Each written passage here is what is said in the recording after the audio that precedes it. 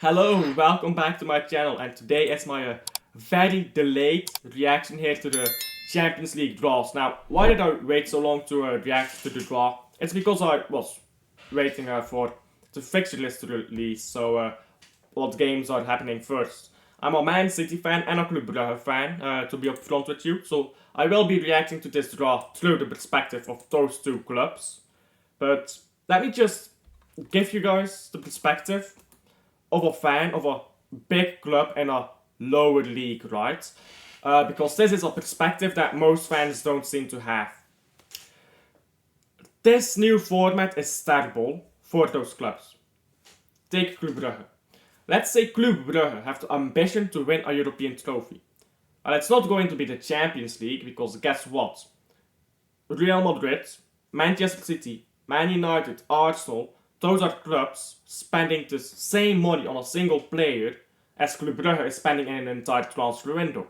So you're never winning the Champions League, but maybe you can win the Europa League or the Conference League, right?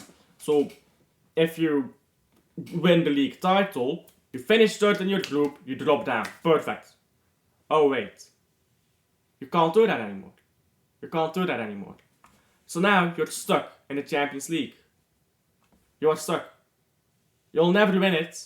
There are people out there saying, oh, you'll get more money, I'm not an accountant. And this is the thing that takes the piss out of me, yeah? These are the same people who say money has ruined football. And then, to defend this new format, they will say, you will get more money. You realize you're contradicting yourself, yeah? And I'm not joking you. Whenever I go anywhere to talk about it, yeah? The people who complain the most about money has ruined football are always the first to defend this format. Everywhere I go. Real life, on the internet, YouTube, Twitter, Reddit. I mean, I shouldn't go on Reddit, that's a fucking cesspool, but you get the point. Everywhere. It's always the people who constantly complain about money in football that are somehow the first to defend this format. Like, is it that difficult to be consistent with your own beliefs? Genuinely. Like, explain that down in the comments here, why so many people try to defend this format as you get more money, like I'm the fucking accountant of the club. I'm not receiving that money, neither are you, like unless you're a rich club owner out there, good for you if you are. Give me €1 million and I'll shut up about this. I don't think I'm influential enough to be silenced like that. But do give me €1 million though. But yeah, we don't get that money, so why do you care? Like really, that money is not going to allow Club Brugge to compete, because guess what? Man City is also getting that money. And Club Brugge gets 30 million for winning the league title. Man City gets what? 120 million, I believe, for winning the league title. I think it's even more in the Premier League. I think the price has gone up for winning the title. So what are we doing here? You get more money. No, we don't. We get more money on paper. But our spending power does not increase. This is how inflation works. You bring more money into the market, money is worth less. Money has a value because of how little there is of it.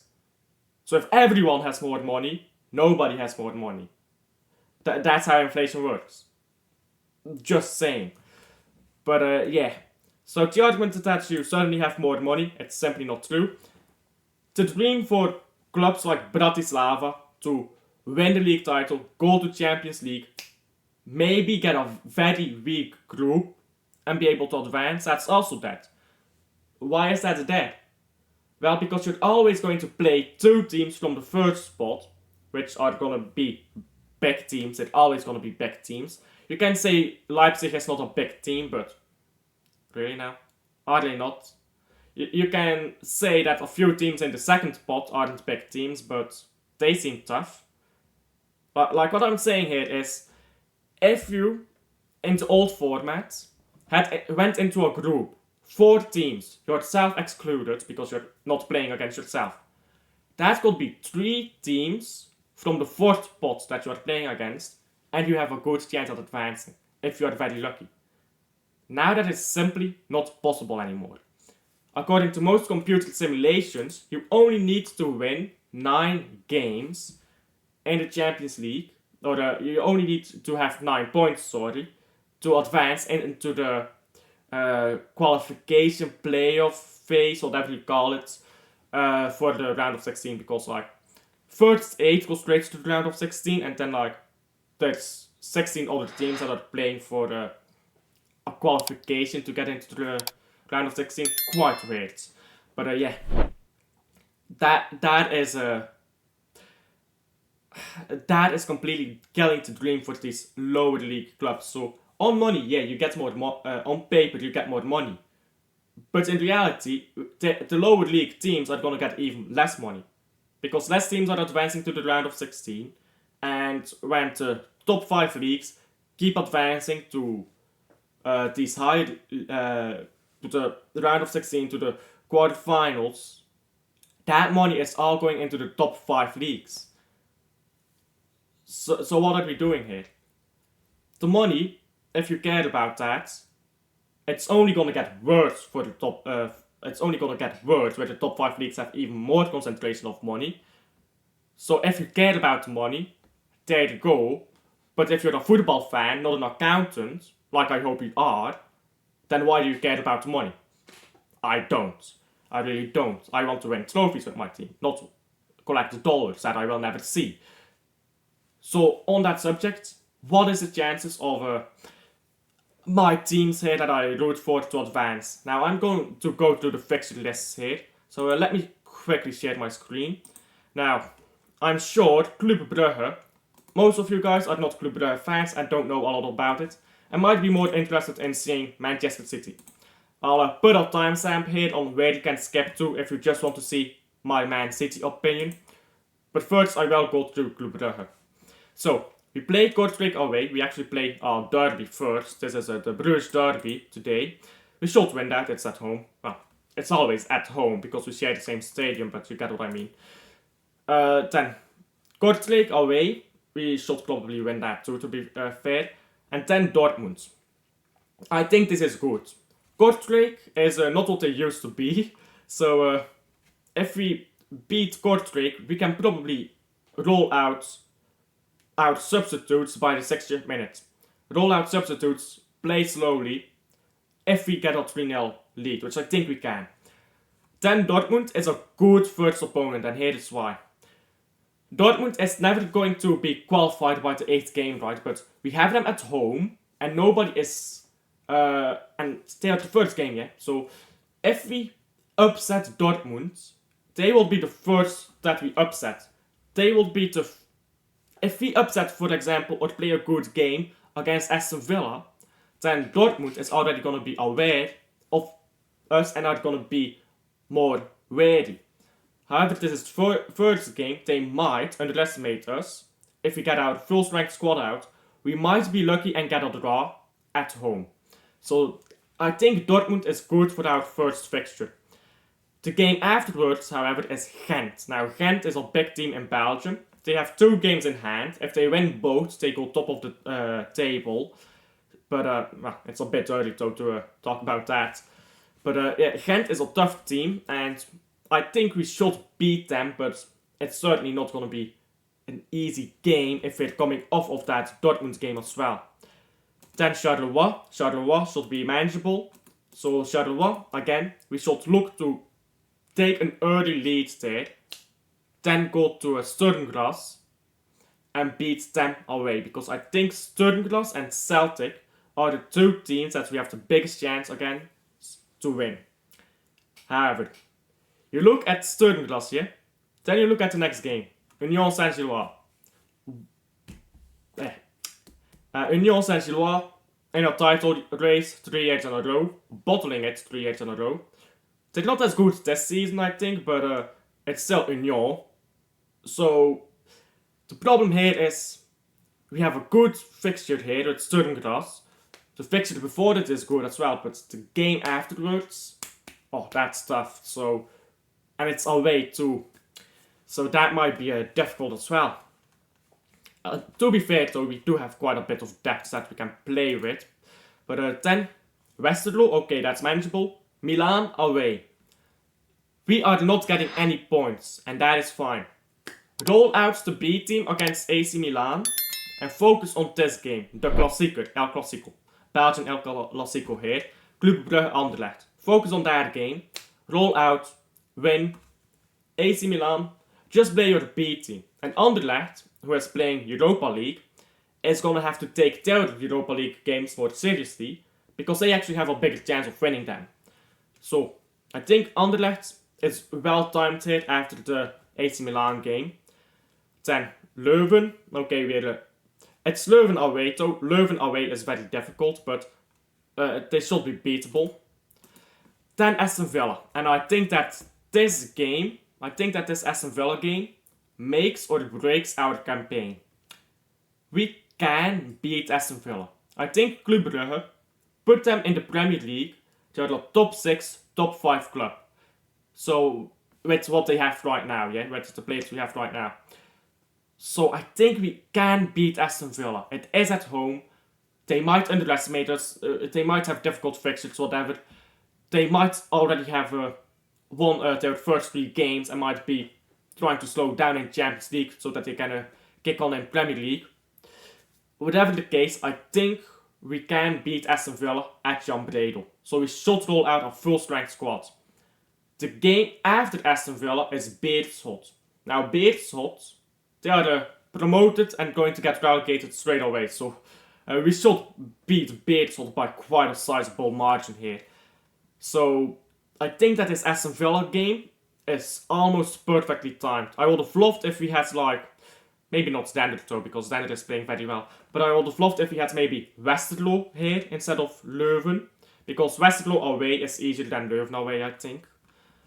But those first 4 games, I think we can get a draw against Dortmund if we are lucky.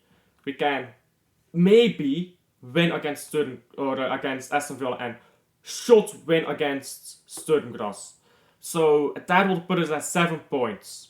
If we are at 7 points, we need to collect 3 more points from Celtic, Sporting, Juventus and Man City. Now, by the time Man City plays us, they will have qualified already. Because let's be real, Man City doesn't have a very difficult draw. Man City will have already qualified, I believe, to the next phase of the Champions League. So I'm very much so hoping that Man City rolls out a complete B team, same story with Juventus, and that we can maybe get lucky and collect another point against one of the 2 of them.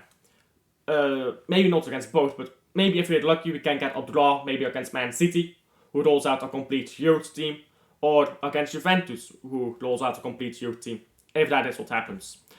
But more realistically, we'll be looking at Sporting and Celtic to win. Sporting, it's at home. We have Mechelen beforehand. We have Genk afterwards. Genk is going to be a big game. It is at Jan Bredel. But I think that maybe the better fixture here is Celtic. Because Celtic, it's a weaker team than Sporting, on paper at least. It is away though, but Sint-Truiden before and Dendert after. Now Dendert again is playing a stellar start of the season here. Will they maintain that? Will they maintain that stellar start of the season? And Dendert gave us a run for our money in their own stadium. Will they do that in Jan Bredel? I very much so doubt it. So I think the Celtic game we can win.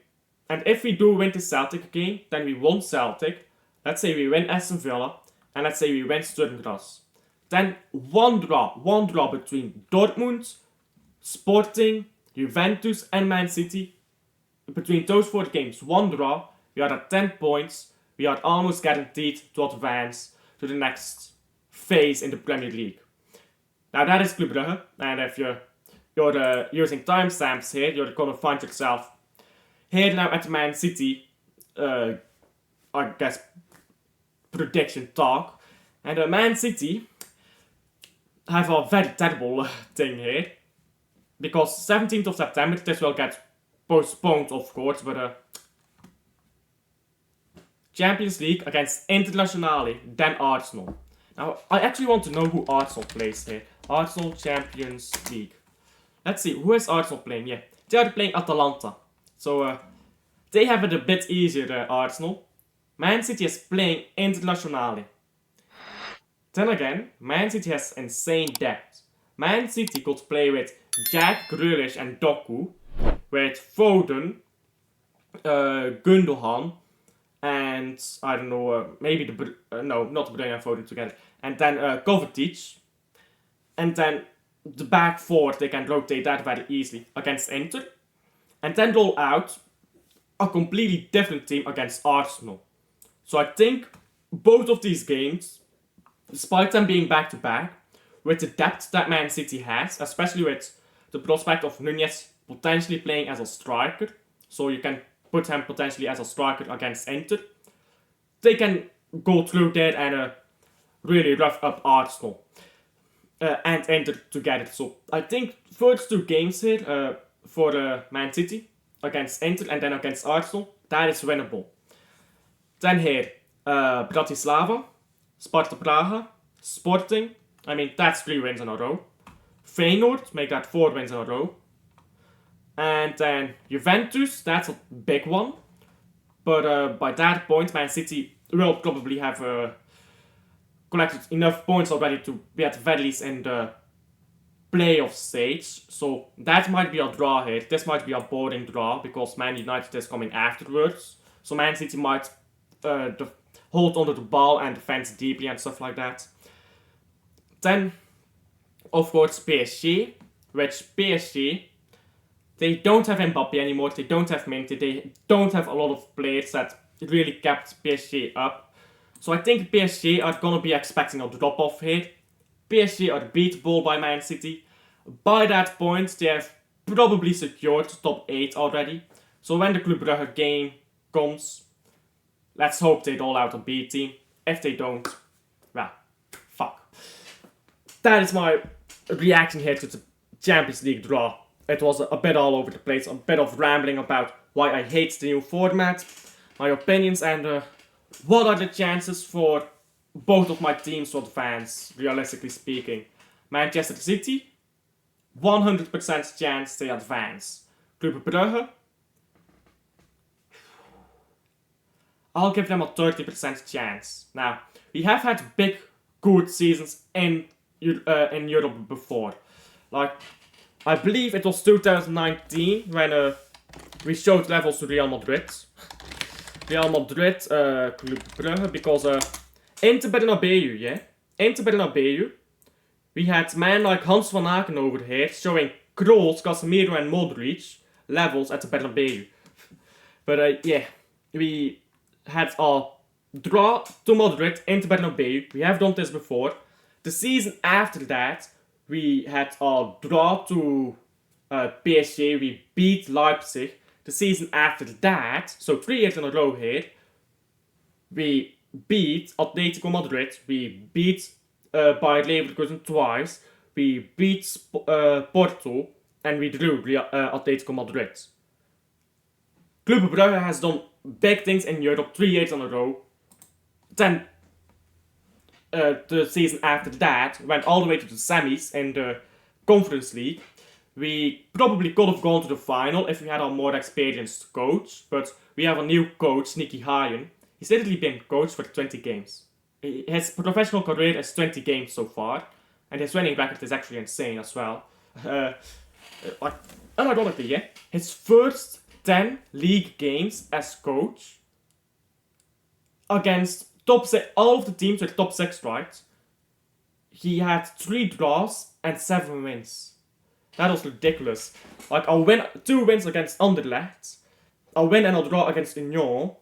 Ridiculous record by Nicky Hayen, but that inexperience does show in Europe.